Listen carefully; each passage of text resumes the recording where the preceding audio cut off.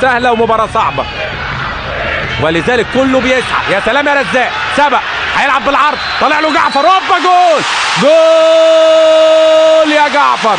بقول لك هو احمد جعفر مفيش غيره، هو اللي بينزل وجايب معاه الاجوان، جايبهم من بره معاه، وكانه الاخلاص والتفاني هم دايما اللي بيسير بيهم هذا اللاعب.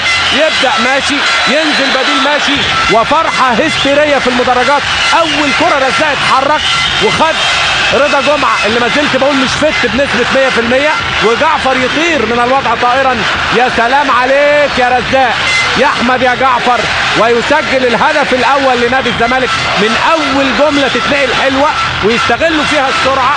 وجعفر كانه ربنا بيكافئه مكافاه كبيره بالهدف، وكانه بيقول له لكل مجتهد نصيب، ويكافئ احمد جعفر حسن شحاته ويسجل الهدف الاول ليه